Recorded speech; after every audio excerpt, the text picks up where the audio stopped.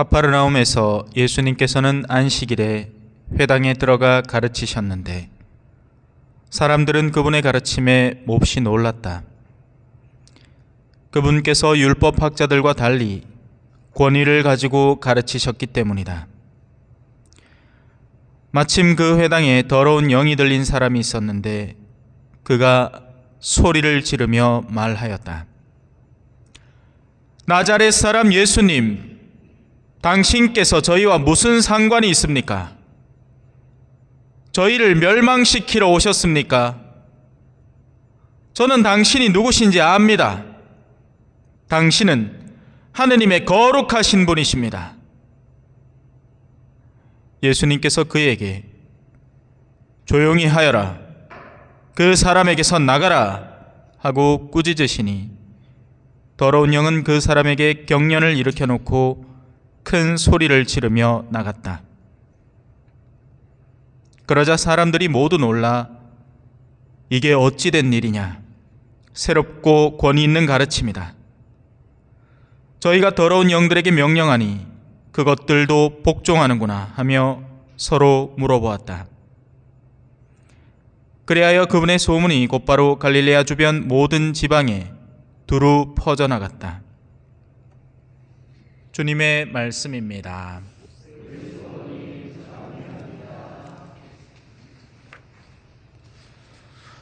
천미 예수님, 오늘은 더러운 영이 복음에 등장을 하죠. 그래서 사람과 영적 존재들의 상관관계를 조금 살펴보고 복음으로 들어가도록 하겠습니다. 오늘 독서에 나오지만 인간이 무엇이기에 그를 기억해 주십니까? 뭔가 대단한 것이라도 되는 양 왜 기억해 주십니까? 사람이 무엇이기에 그를 돌보아 주십니까? 노래도 있어요. 사람이 무엇이건대 주께서 저를 생각하시며 천사들보다 잠깐 낮추셨다가 영광과 존귀의 관을 씌워주시고, 원래 처음에는 천사들보다 낮은 존재로 만들어지지만 나중에 영광과 존귀의 관을 쓰게 될 때 이건 선택지입니다. 쓸 수도 있고 아닐 수도 있어요. 아니면 더 밑으로 꺼지겠죠. 영광과 존귀는커녕 타락과 쾌락으로 물들어갈 때 증오와 원한과 이간질과 온갖 그릇된 악습으로 물들어갈 때 오히려 지금 있는 인간 밑에 뭐가 있겠습니까? 동물들이 있겠죠. 금수보다도 못한 존재로 내려가는 겁니다. 그리고 구원의 가능성에서 점점 더 멀어지겠죠. 하지만 영광과 존귀의 관을 쓸 때는 처음에 창조될 때 찬란한 천사들보다도 월등히 뛰어난 존재로 등극을 할 수 있다는 이야기가 되는 겁니다. 이게 인간의 다채로움이에요. 천사는 딱 창조될 때 그 선에서 창조되어서 타락을 하는 순간 마귀가 되는, 타락하지 않으면 천사로 유지되는, 그게 다지만 인간은 참으로 다채롭게 자리할 수 있습니다. 이 정도로 일단 개념을 잡아두시면 됩니다. 그래서 훗날 우리가 등극하게 될 때는 오히려 만물들이 우리의 지배 아래 놓이게 됩니다. 지금은 상상이 안 가요. 왜? 인간들이 해놓은 꼬라지들을 보세요. 지금 미국의 산불 난 것만 해도, 그죠? 사실은 기후변화에서 기인하는 요소들이 많은 거죠. 물론 산불은 원래도 났지만 산불이 날 요소가 가능해지는 기간을 우리가 월등하게 늘려놓은 겁니다. 기후변화로 인해서. 그래서 그전에는 산불이 나더라도 금방 제압할 수 있고 끌 수 있었지만 이제는 감당이 안 되는 지경에 이르는 겁니다. 우리도 사실 크게 다르지 않아요. 지금 바싹 말라 있는데 어떻게 될지 모릅니다. 올겨울에는 지금 조용하게 넘어가는 듯 싶으나 또 모르죠. 논에 불 놓는 거 보면 장난 아닙니다. 쓰레기 태운다고. 지금 우리가 바람이 늘 없으니까 그러지, 그날 뭐 갑자기 문득 바람이 휙 불어가지고 그 불씨를 어느 비닐하우스에 옮겨버리면 그야말로 뭐 미국에 불나듯이 우리도 비닐하우스 싹 다 날려먹고 그의 농사 완전 말아먹는 거죠. 근데 어쩌겠습니까? 다 우리들의 오류죠. 우리가 그렇게 세상을 엉망진창으로 만들어가고 있습니다. 그러나 우리가 영광과 존귀의 관을 지니게 될 때는요, 그때는 전혀 다른 존재로 거듭나는 겁니다. 그때는 악이라는 것에 대해서 저항력을 가진 존재로 승급되는 거예요. 그리고 선과 거룩함에 열정을 가진 존재로 거듭나기 때문에 비로소 세상 만물을 다스릴 수 있게 되는 겁니다. 지금 우리에게 다스림을 맡겨놓으니 싸우고 앉았죠. 오늘도 잠깐 대구를 갔다 오면서 길에 걸린 현수막들이 이 당에는 저 당 욕하고 저 당에는 이 당 욕하고 아무도 국민 걱정을 안 하고 있는 것 같아. 전심하신 누구를 욕해서 정당성을 얻으려는 엉뚱한 노름질만 하고 있는 것 같습니다. 스포츠를 하는 것 같아요. 제가 봤을 때는 너희만 이기면 우리가 이긴다, 그 개념인 것 같습니다. 정말 성실하고 열심히 어떤 활동을 해서 사람들로부터 사랑을 받을 준비를 갖고 있는 그런 정치인들을 찾는 건 글쎄요, 있기나 있을까? 없을 것 같아요. 애시당초 그런 마음이 있으면 정치인을 안 하고 성직자나 수도자를 했겠지, 그죠? 여튼 넘어갑시다. 그래서 이 인간이라는 존재는 참으로 다채로운 가능성을 지니고 있는 가운데 근데 우리 스스로 이걸 개척해낼 수 있느냐? 절대로 안 됩니다. 누군가가 그 길을 텄기 때문에 얘들아, 이런 가능성이 너희에게 존재한단다 하고 길을 보여준 거예요. 그게 누구냐? 바로 예수 그리스도이신 겁니다. 그래서 예수님이 얘들아 봐봐, 나 하느님인데 너희하고 똑같이 내려올게. 그러니 너희에게도 내가 내려온 길만큼의 올라갈 수 있는 길이 뚫리는 거란다. 그런 가능성을 우리에게 활짝 열어주신 거예요. 이제 그 이야기를 열심히 설명을 합니다. 이 히브리서 안에서 우리가 보기에는 만물이 아직도 그의 지배 아래 들지 않았습니다. 그러나 우리는 천사들보다 잠깐 낮아지셨다가 죽음의 고난을 통해서, 어마어마한 시련과 고난이라는 것을 통해서 영광과 존귀의 관을 쓰신 예수님을 보고 있습니다. 그러면서 동시에 우리의 가능성을 언급하면서 이 죽음의 고난이라는 것의 필요성도 언급하고 있는 겁니다. 우리는 고통 없이 살고 싶죠. 누구나 그래요, 사실. 우리 중에 고통 좋아하는 사람 아무도 없습니다. 그러나 피할 수 있는 고통이 있죠. 뭡니까? 죄 때문에 생기는 고통은 죄를 안 지으면 피합니다. 맞겠죠? 그런데 어떤 종류의 고통은 피할 수 없을 뿐더러 어떤 종류의 고통은 자진해서 그것을 겪으면 겪을수록 우리의 내면이 더욱 단단해지고 순수하고 정결해져서 더 드높은 영역으로 치솟아오를 수 있는 그런 종류의 고난이 있으니 그 고난을 통칭해서 십자가라고 부르는 겁니다. 남을 위한 나의 희생, 악인을 위한 선인의 희생. 그래서 이걸 세상에서는 도저히 이해할 수가 없습니다. 우리는 왜 내가 잘못하지도 않은 것 때문에 고통을 당해야 하나? 그죠? 내가 뭘 잘못해서 그것 때문에 벌을 받는 건 감내할 수밖에 없어요. 그죠? 하지만 우린 그렇게만 살 수는 없는 겁니다.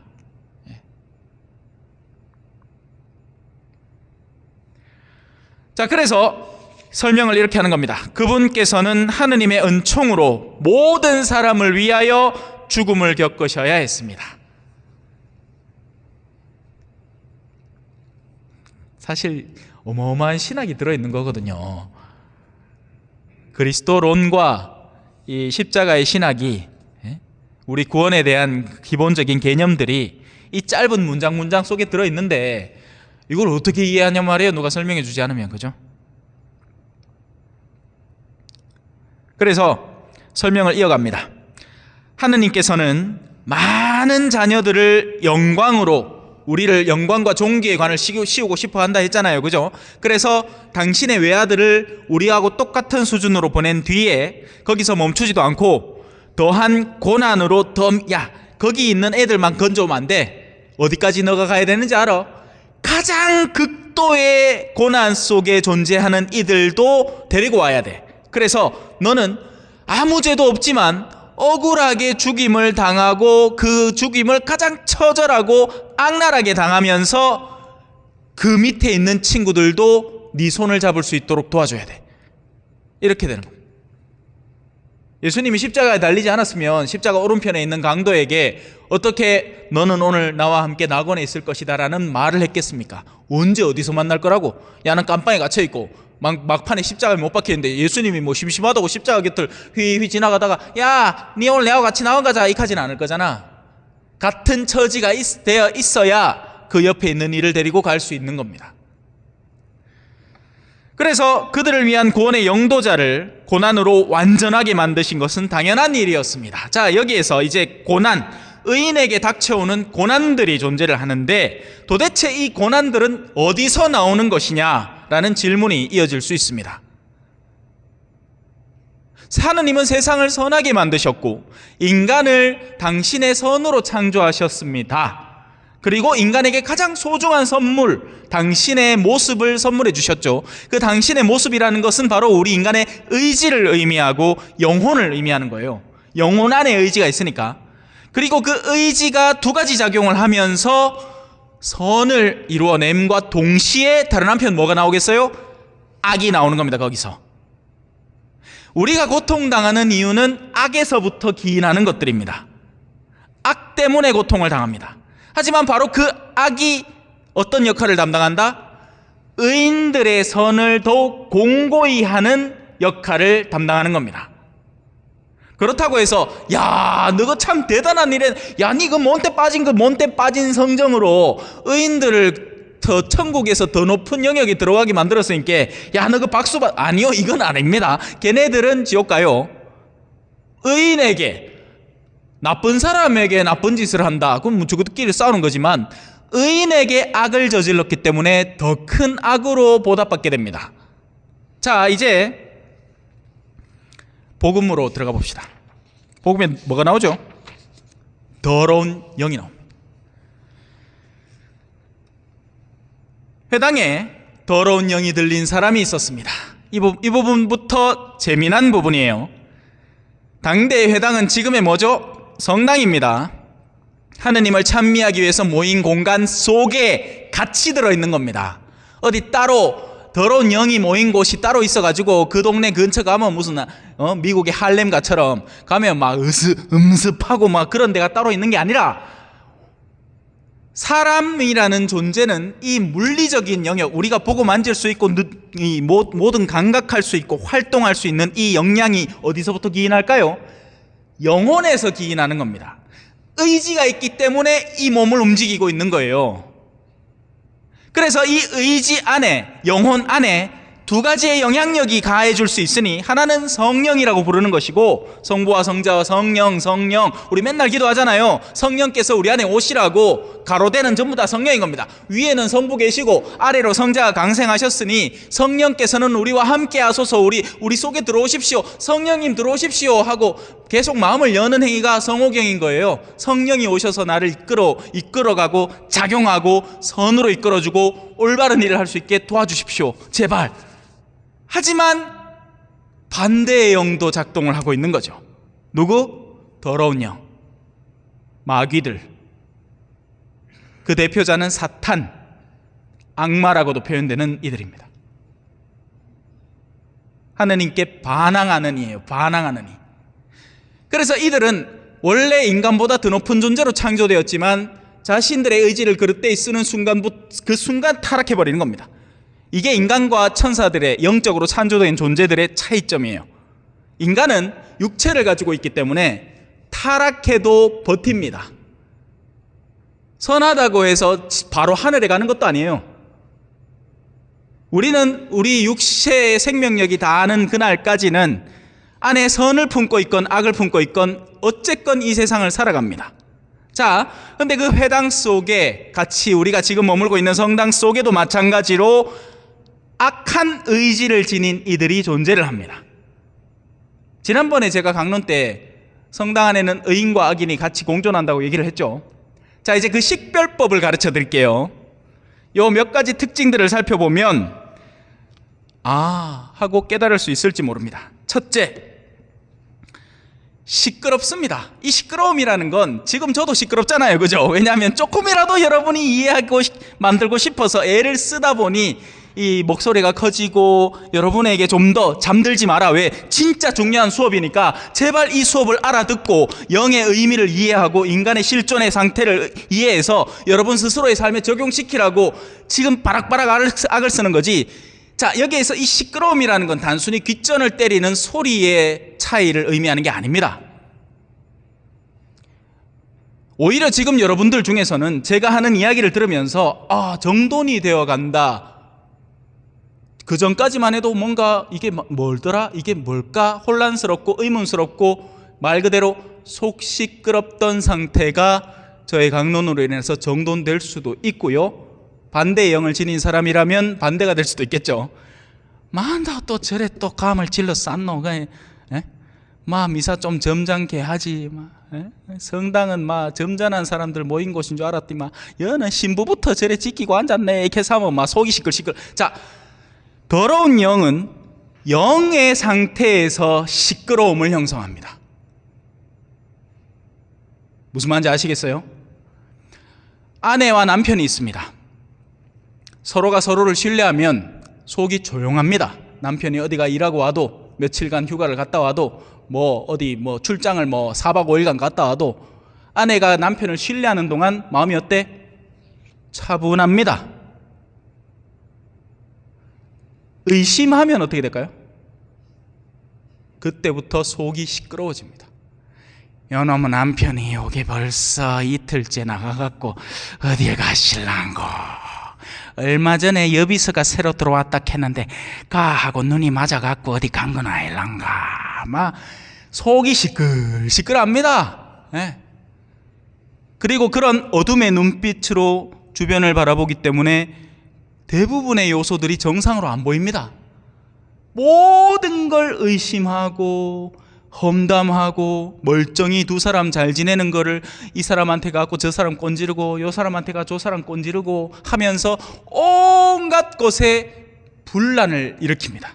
시끄러운 거, 영혼을 시끄럽게 만듭니다. 이 존재는 가는 곳마다 영혼을 시끄럽게 만듭니다. 자, 이제 본격적으로 들어가 보겠습니다. 그가 하는 말들 속에 어떤 의미가 담겨 있는지 살펴봅시다. 첫째, 나자렛 사람 예수님. 예수님을 꾸밀 수 있는 수식어 중에서는 수많은 것들이 있습니다. 우리가 교리를 배울 때 예수님을 주님이라고도 부르고 하느님의 어린 양이라고도 부르고 오만 걸로 사람의 아들 다 부를 수 있어요. 그 예언자다, 엘리야다, 좋은 말 다 있어. 헌데 하필이면 뭐로 시작하죠? 나자렛 사람 예수님. 이 말에 대한 감각이 별로 없을 거예요. 그 깡촌 사는 어디 돌아다니는 출처도 모르는 쌍놈, 이런 의미가 담겨 있습니다. 나자렛이라는 동네라는 단어 자체의 의미가 긍정적이지 않았단 말이에요. 뭐예요? 폄하하는 겁니다. 저 사람을 폄하해서 사람들로 하여금 저 사람의 목소리에 귀를 닫게끔 만드는 거죠. 저 인간 아무것도 아니다. 야, 자 말 듣지 마라. 저마 저거 나자렛 출신이다. 우리로 치면 뭐로 하겠습니까? 대구는 시고 여 성주 출시이다, 초전 출시이다. 물론 옛날 같은 말이 의미가 다르겠지만 이제 지금의 아이들한테 시모님 어디 출신이에요? 나 초전 출신인데 하면 뭐라 하겠습니까? 그 어디에 욕하겠죠? 그런 겁니다. 그거 아니고 네, 범어성당 출시이다 하면 우와, 서울에 내 명동 성당 가봤다, 내 청담동 성당서 특강도 해봤다, 이렇게 하면 하겠지. 별거 아무것도 없더만.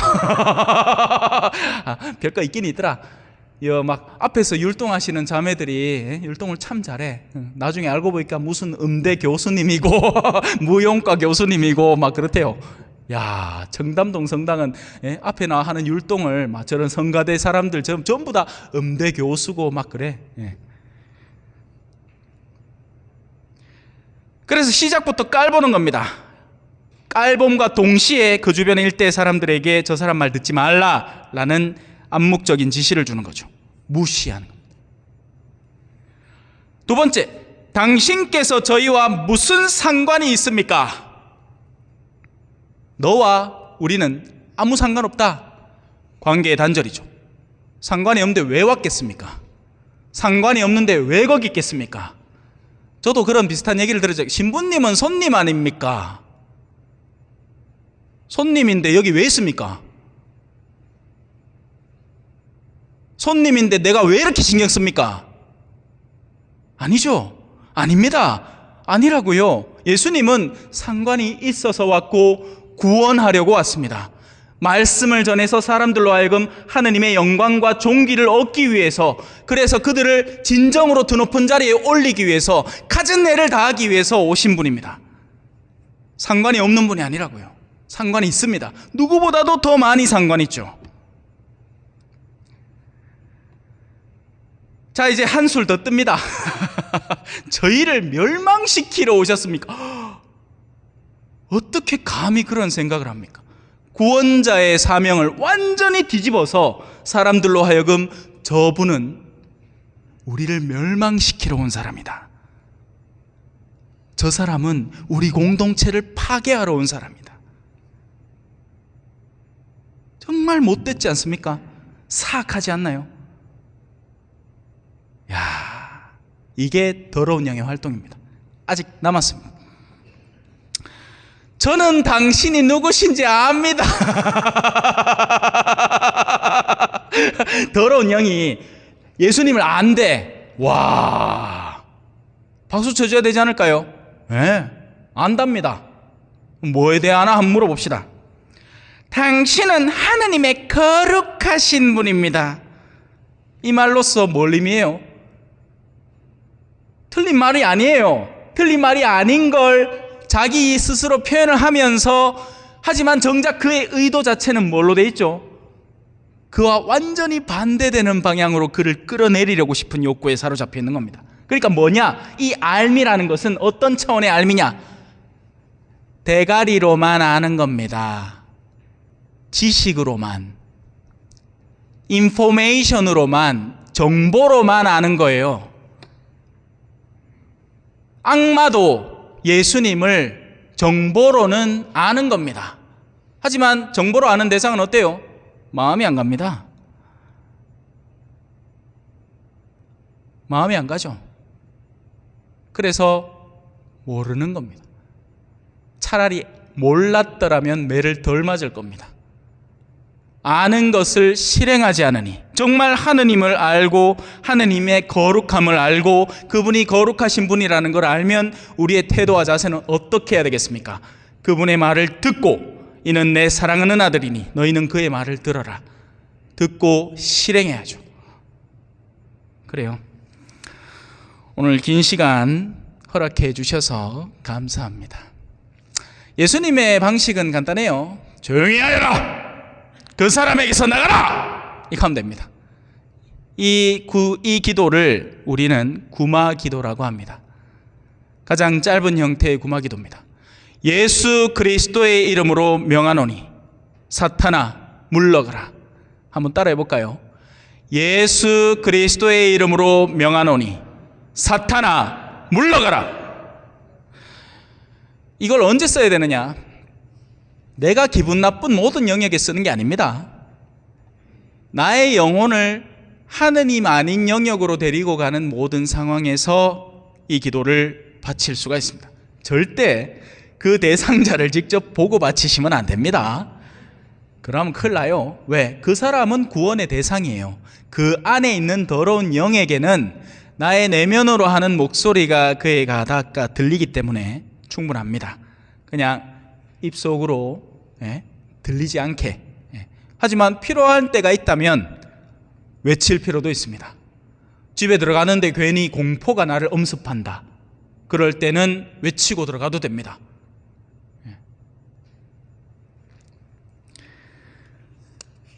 더러운 영은 두 가지 마지막 활동을 그에게 남기고 도망갑니다. 하나는 경련이고 다른 하나는 또다시 큰 소리입니다. 이 두 가지 활동은 우리 내면의 영적 존재가 다른 존재와 결탁되어 있다가 빠져나가면서 일어나는 반응들입니다.